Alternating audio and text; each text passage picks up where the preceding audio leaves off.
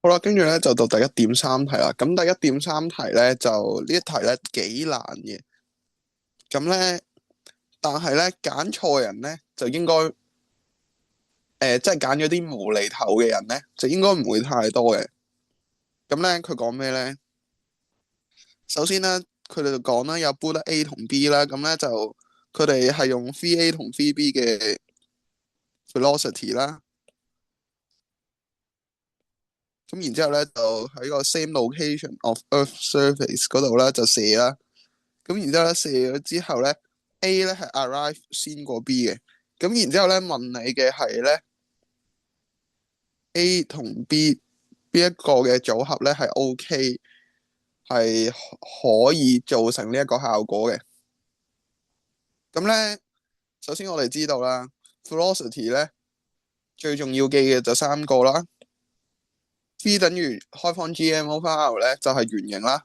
然之後V 大過開方 gm over r，細過開方2gm over r 咧就應該係橢圓形啦。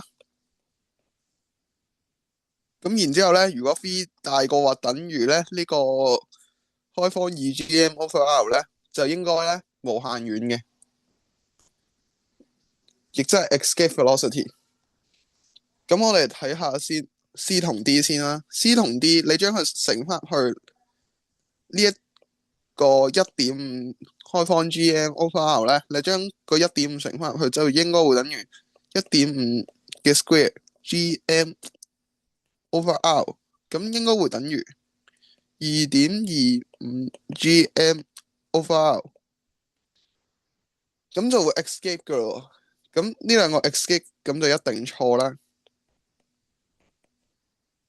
因為佢根本有一粒就會 escape 咗，咁一定係 A 同 B 噶咯。呢兩個係應該要正確啦。咁究竟係 A 定 B 咧？咁呢個時候咧，我哋咧要攞翻嘅式咧就係 T squared 係正比於 A cube 嘅。點用咧？首先 gm over r 佢係圓形，咁咧佢個 radius 咧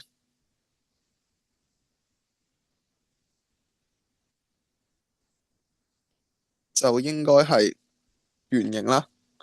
咁然之後，如果佢係橢圓形嘅話，我哋應該係攞 semi-major axis，咁就應該係呢一個啦。咁 semi-major axis 咧就一定大過個圓形嘅 radius 嘅喎。咁因為咧圓形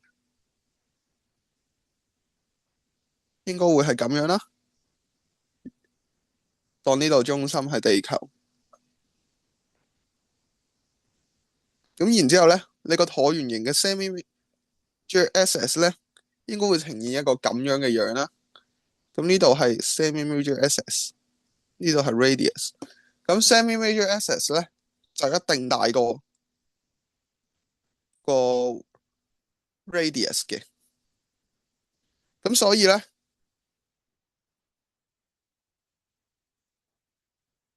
呢個1.3乘翻開方 gm over r 咧，